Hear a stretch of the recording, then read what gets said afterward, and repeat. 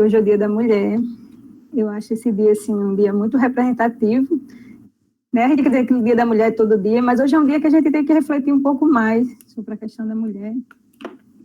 A gente sabe que a gente já conseguiu algumas coisas, mas falta muito ainda, muito, né? E a gente sabe que ainda muitas mulheres sofrem, mulheres que são mutiladas em alguns lugares, mulheres que são, o número de feminicídio aumentando todo dia, mulheres que têm que sacrificar seus filhos porque nascem deficientes ou porque nascem mulheres, né? Então, assim, tem sofrimento de todos os tipos envolvendo a mulher hoje em dia, né? Então, a gente ainda tem que lutar muito, tem que melhorar muito, né? Mas a gente sabe que está no mundo que o mal ainda predomina, né? Estamos num caminho tentando evoluir, tentando melhorar, e sempre há a esperança de que tudo isso melhore, né? Que tempos de amor e paz cheguem nesse novo mundo que está vindo de regeneração. Né? Eu lembrei um pouco, fiz algumas reflexões sobre essa questão da mulher hoje, né? Eu estou até pedindo perdão porque eu não entrei logo no Evangelho, né? Mas eu até pensei assim, quando o Antônio estava falando sobre Nossa Senhora, né? Que a luz veio por ela e toda, né, essa coisa simbólica que vem através da maternidade. E eu me lembrei também que Jesus, né? Com certeza não podia vir mulher naquela época, porque se ele fosse mulher naquela época ele não teria voz. Né, porque as mulheres naquele tempo, né, se hoje a gente já sofre isso, imagina naquele tempo, né, não teria voz nenhuma, né, seria apenas assim, para procriação realmente. Então ele teve vindo encarnado como homem, né, mas ele, em todos os seus ensinamentos, é muito importante que a gente lembre que ele tentou fazer o empoderamento feminino, isso eu tenho certeza.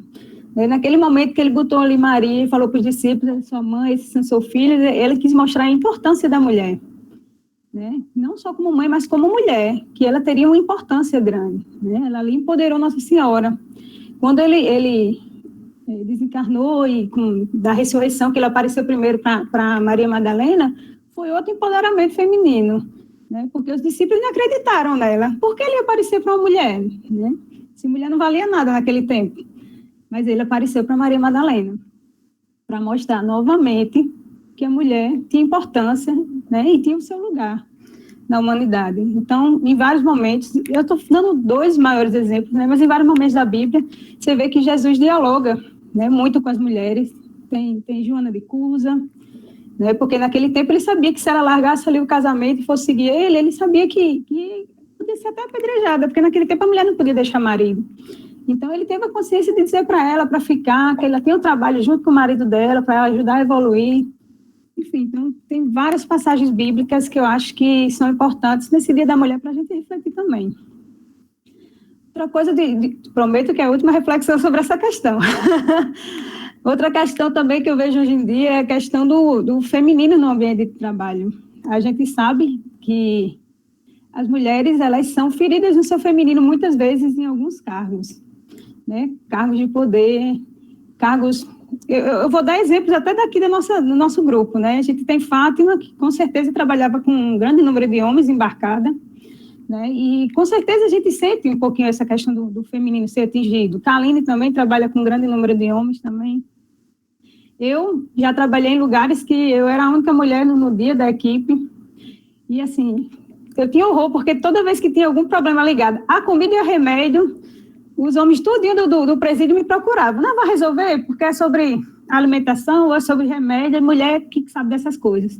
Como o homem não soubesse entregar um remédio e resolver um problema de uma alimentação que foi dada errada, né? Então, às vezes eu estava falando outra coisa, eu tinha que parar para resolver uma coisa que era simples, vamos resolver. Mas eles achavam que o homem tinha que estar sempre, né, a gente chama de embuste, embustido com arma longa, e a mulher tinha que resolver esses problemas que eles achavam que eram domésticos, né? Inclusive, eu achava um absurdo, porque as mulheres no curso da agenda de formação tiraram muito melhor que os homens, mas eles se achavam sempre no direito de estar sempre com as armas longas e a gente resolvendo esses problemas, né? Foi por desses motivos que eu saí do masculino para ir para o feminino, porque assim a gente às vezes tinha que se mostrar masculina para poder se impor num ambiente desse, e não é o que é para acontecer. A gente tem que ser respeitada pelo que a gente é, da nossa maneira. Então, assim, para essa questão ser refletida também hoje, né, eu tenho Jaque também, que eu sei que ela trabalha no ambiente para praticamente só homens, né? Entre várias pessoas. Eu sei que a Lisa, eu acho que o orientador dela é homem, porque a maioria dos professores da universidade são homens, né, infelizmente. Então, assim, é muita luta ainda pela frente. Né? Mas foi só um momento para a gente refletir um pouquinho, já que hoje era o Dia Internacional da Mulher, eu acho que valiam as reflexões sobre isso. Bem, e como hoje é o Dia da Mulher, né, eu vou estar trabalhando no Evangelho, estamos na coletânea das preces, eu estou com o item 30 a 33, que é o ato de submissão e de resignação. Então, eu já, até, Marcos hoje não está, mas quando a gente tem aula presencial, eu até falava, Marcos, você nunca traz nada de um espírita mulher, porque sempre eram homens, né? Aí ele dizia, não, mas tem muitas mulheres, e de vez em quando ele trazia, né? Aí hoje, como era o Dia da Mulher, eu queria começar com um poema, que é de Alta de Souza, porque eu queria pegar uma mulher que soube trabalhar a resignação e que fosse do nosso estado, né? Ela era de Macaíba, e ela tem vários poemas muito bonitos, todos, assim, muitos falando sobre sofrimento, porque ela teve uma vida sofrida, encarnada de enfermidades, então sempre se trata um pouco sobre essa questão do sofrimento. E ela tem um texto chamado Consolo Supremo, né, um poema, que ela trabalha justamente essa questão dos infortúnios, das tristezas, que não precisa ser triste sempre. Então, eu vou começar hoje com ela. Então, é Consolo Supremo. Os tristes dizem que a vida é feita de dissabores, e a alma verga batida ao peso das grandes dores. Não acredito que seja assim como dizem não. Ai daquele que deseja viver sem uma ilusão. Se há noites frias, escuras, também há noites formosas. Há risos nas amarguras, entre espinhos nascem rosas. E rosas também cobriram o lenho santo da cruz, quando os espinhos cingiram a cabeça de Jesus. Rosas do sangue adorado, fonte de graça e de fé, brotando do rosto amado do Filho de Nazaré. Ó alma triste e chorosa, como a dália no inverno, despe da mágoa trevosa o negro silício eterno. Enquanto vires estrelas do céu no imenso sacrário, na terra flores singelas e uma cruz sobre o Calvário. Enquanto mansa pousar a prece nos lábios teus, e souberes murmurar com as mãos unidas, meu Deus, não digas que a luz vieste para chorar e sofrer, e como a plantinha grexe, sonhar um dia e morrer. Não digas, pobre querida, mesmo se a dor te magoa, e sempre feliz na vida, a alma que é pura e boa. Bem, então, já que a gente vai trabalhar sobre resignação, eu acho que está aí uma prova de Alta de Souza, né, que também há momentos, né, há risadas às vezes no meio do sofrimento. E não em todos os dias, as noites são frias e dolorosas, né? Temos frias, noites formosas ainda. Bem, meu texto, ele é praticamente de prece, né? A gente só tem o tópico 30, que é o prefácio, e o 31, 32, 33 serão preces. Então, eu vou deixar as preces para o final e vamos ler o texto do prefácio e vamos fazer uma pequena reflexão. É um tema que a gente trabalhou bastante, né? Kalene falou sobre resignação na última aula dela e a gente já falou sobre aflição, sobre o mal sofrer, o bem sofrer. Então, assim, a gente já sabe bem sobre tudo isso que eu vou falar. Então, eu vou fazer uma pequena reflexão e a gente vai ver se as pessoas contam alguma experiência, porque todos nós sofremos, né? Então, às vezes, a gente tem testemunhos para dar. Então, vamos colaborar no final. Então, eu vou começar. Ato de submissão e de resignação. Quando nos acontece algum motivo de aflição, se lhe procurarmos a causa, muitas vezes descobriremos que é consequência da nossa imprudência, da nossa imprevidência, ou então de ação anterior. Em qualquer desses casos, não devemos nos queixar senão de nós mesmos. Se a causa de um infortúnio independe completamente de qualquer ação nossa, ou é uma prova para a existência atual, ou expiação de falta de uma existência anterior. Neste último caso, pela natureza da expiação, poderemos conhecer a natureza da falta, visto que somos sempre punidos por aquilo em que pecamos. Aí ele fala do capítulo 5, itens 4, 6 e seguintes. Eu vou ler um trecho de um desses itens para não ficar longo, que é o item 7 do capítulo 5, que ele fala: os sofrimentos devidos a causas anteriores são sempre como os decorrentes das faltas atuais, a consequência dos erros cometidos, isto é, pela ação da rigorosa justiça distributiva. O homem sofre o que fez sofrer os outros. Se foi duro e desumano, poderá, por sua vez, ser tratado duramente e com desumanidade. Se for orgulhoso, poderá nascer em condição humilhante. Se foi avaro, egoísta, ou se empregou mal sua fortuna, poderá ver-se privado do necessário. Se foi mau filho, poderá sofrer pelo procedimento de seus filhos, e etc. Assim se explicam pela pluralidade das existências e pela destinação na Terra como mundo expiatório. As anomalias que apresentam a distribuição da felicidade e da infelicidade entre os bons e os maus neste mundo. Então, ele vem trazer essa questão de muitas vezes o que nossas provas geralmente tem alguma coisa a ver com alguma coisa que a gente já está praticando nessa vida. A gente sabe que muitos dos nossos sofrimentos somos nós mesmos que causamos, né? E isso é importante para a gente saber refletir e superar esse sofrimento, porque sabemos que a causa foi culpa nossa, né? Aquelas que aparecem que não foi nossa culpa e que pode ser uma expiação, a gente hoje, com a fé raciocinada, a gente tem consciência que a gente está pagando por algo que a gente fez em outra encarnação, né? Pelo fato que todo mundo sabe, né, que Deus é justo e bom e Ele não ia fazer a gente passar por algo que a gente não merecesse. Lendo esse trecho do prefácio, eu lembro muito do Chico Xavier, quando ele conheceu um menino de 10 anos, que era cego. Todo mundo sabe, né, dessa história, mas eu vou repetir. Que o menino era cego, surdo e mudo e não tinha os 2 braços. E teve uma enfermidade que ele teve que perder também as pernas. E o amigo de Chico disse: Chico, será que não era melhor que ele desencarnasse? Porque ele vai ser como um animal que não pode se comunicar, não vai poder se locomover, é muito sofrimento. Aí, nessa hora, Emmanuel aparece para Chico e pede para Chico explicar, né, para o seu amigo que aquilo ali estava acontecendo, porque aquele menino, há 10 encarnações, estava se suicidando. Né? Então, ele já com 10 anos, ele já estava procurando um lugar alto, com um pensamento em se suicidar, porque já era uma tendência dele, né? Era algo que ele tinha que superar. Então, foi necessário que ele perdesse também as pernas para que ele conseguisse ficar mais tempo encarnado e assim fosse diminuindo essa sua tendência ao suicídio. Né, para que ele, numa próxima encarnação, ele pudesse vir sem uma tendência tão forte a se suicidar. Né, então, tudo que a gente passa, a gente sabe que tem um motivo, né? Então, o texto continua. No que nos aflige, só vemos, em geral, o mal presente, e não as consequências posteriores favoráveis que a nossa aflição possa ter. Muitas vezes, o bem é a consequência de um mal passageiro, como a cura de uma doença é resultado dos meios empregados para combatê-la.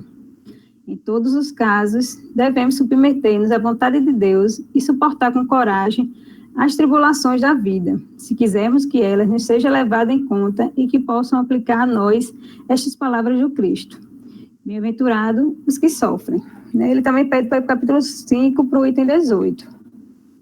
Eu não vou ler para não estender tanto, né? Apesar de que ainda está com tempo, mas eu tenho outras leituras, então eu vou deixar. Né? Então, nessa outra parte, ele fala sobre a questão do sofrimento como uma questão de você ter a consciência e se iluminar, né? Porque a gente só consegue se voltar para dentro da gente no momento que a gente sofre. Né? Tem aquela frase que todo mundo fala, né? Que o sofrimento humaniza as pessoas, né? Algumas pessoas falam assim, e a alegria animaliza as pessoas. Né? Porque se você está alegre direto, você não está... A pessoa que estiver sofrendo do seu lado, você não está nem tem o mínimo de empatia com ela, porque você está tão envolvido naquela questão da sua alegria, né? No egoísmo da sua alegria, que você não vê o sofrimento alheio. Então, quando você sofre, você consegue se voltar para si, entende o seu sofrimento, você tenta curar isso, se iluminar para poder entender, né? Ao ponto de iluminar para fora, né? Vamos dizer assim, para as outras pessoas, para você ter mais empatia, para você ser mais caridoso com aquele irmão que também vai passar por aquilo, ou já passou. Então, o sofrimento vem, num mundo desse que a gente está, né, de expiação, ele vem para nos evoluir, eles vêm para nos adiantar. Né? E tem um livro de Joana de Ângeles, que se chama Plenitude. No último capítulo do livro, Libertação do Sofrimento, é o nome do capítulo, é o capítulo 14. E ela fala um pouquinho sobre isso. Eu não vou ler o capítulo todo, porque é muito longo, mas eu vou ler uns 3 trechinhos. E ela fala: seja qual for o tipo de sofrimento, as suas garras produzem chagas de demoramento processo degenerativo, que leva às vezes à alucinação, ao despauteio, às arbitrariedades, especialmente as pessoas destituídas de resistências morais. né, que é uma coisa que a gente sempre fala sobre essa questão moral. Dores morais não tem remédio que cure, né? A gente sabe que se você está com uma dor física, você toma um remédio, você vai para o hospital, você se interna aí, ali e adormecem, né? Então, você consegue parar de sentir aquela dor. Mas aquelas dores morais são as dores que vão acompanhar você até você conseguir resolvê-las, né? Até você voltar para dentro de si e resolver, né? E é isso que ela fala. Ela continua. Normalmente, a sua intensidade é captada conforme a sensibilidade de quem o experimenta. Sofredores há na esfera física, portadores de alta capacidade para suportar a injunção, que, no entanto, tombam desalentados quando o sofrimento se apresenta no campo moral.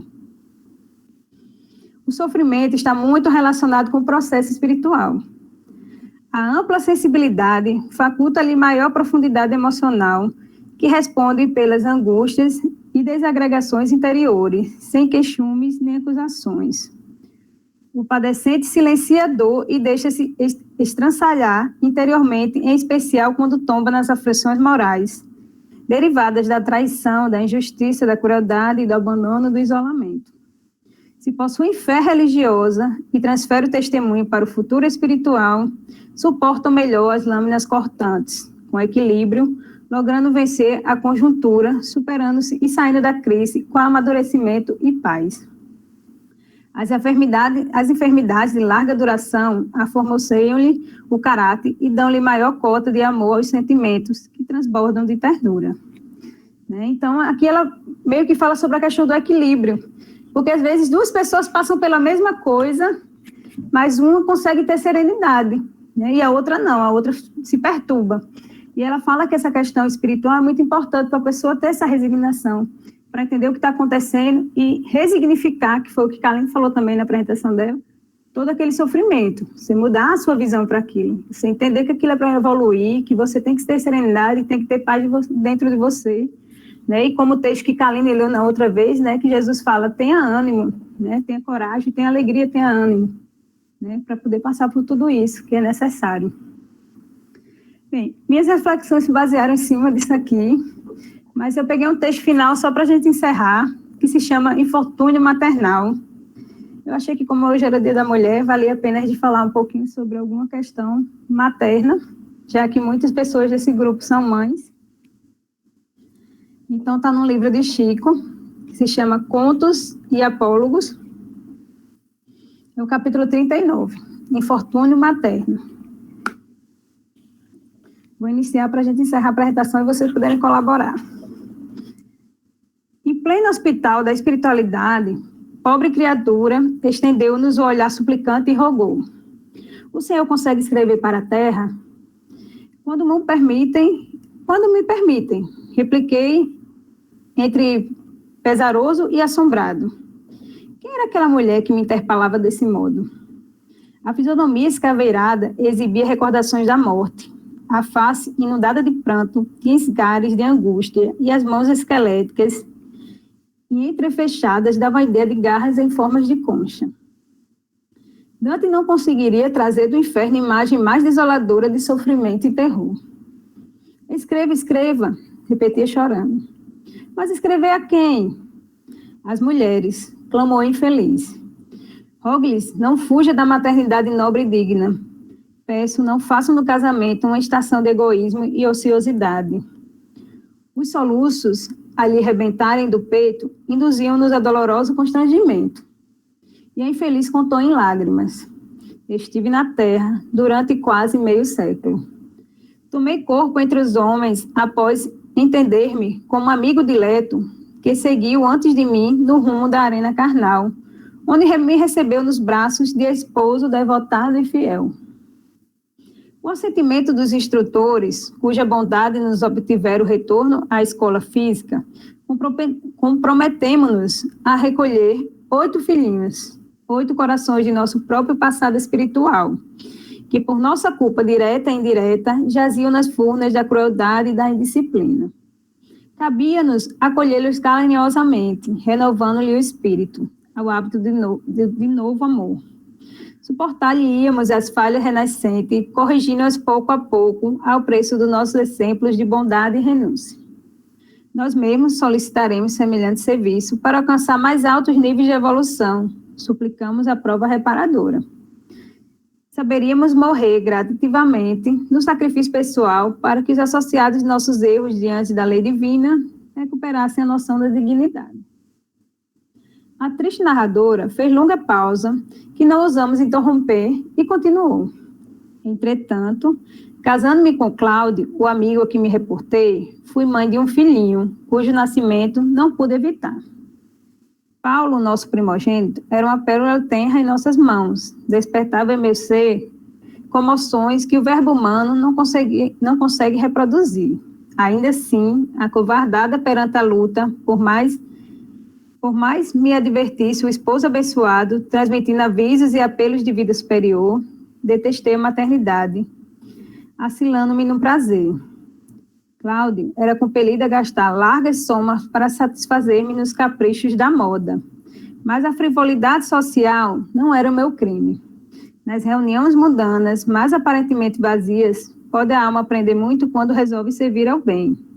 Cristalizada, contudo, na preguiça, qual flor inútil a viver no luxo dourado, por 12 vezes pratiquei o aborto confesso.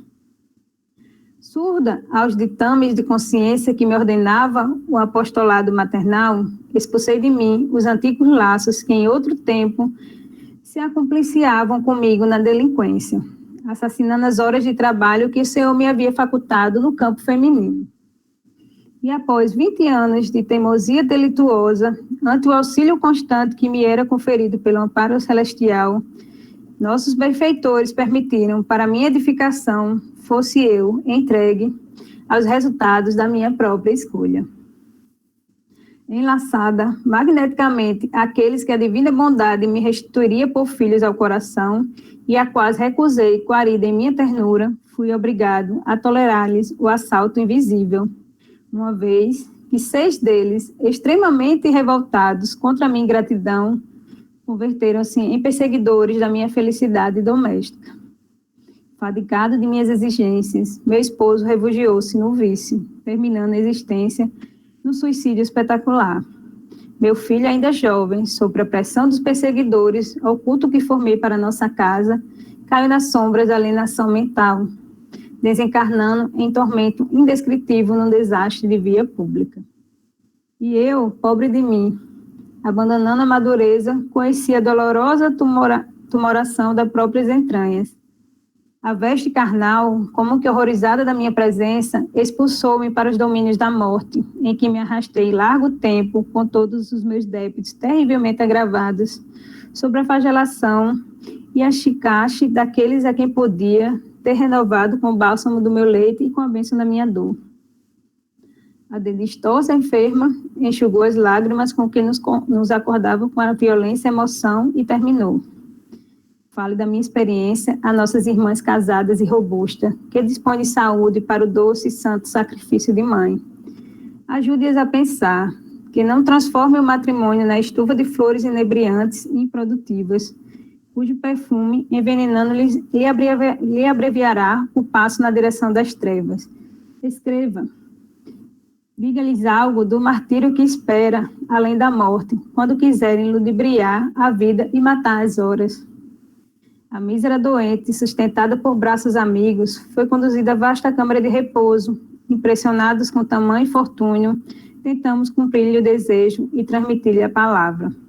Contudo, apesar do respeito que consagramos à mulher de nosso tempo, cremos que o nosso êxito seria mais seguro se caminhássemos para o cemitério e assoprássemos a mensagem para dentro de cada túmulo. Bem, esse texto foi só para a gente fazer uma reflexão sobre a questão da maternidade nesse dia, né? A importância de trazer irmãos, né, para o plano espiritual, né? Muitas vezes ela teve isso era uma expiação, era uma prova que ela pediu, e mesmo assim ela não conseguiu cumprir, né? Então ela veio trazer isso para a gente, para uma forma de nos lembrar da importância da questão da mulher e da maternidade. Então, parabéns para todas as mulheres do grupo.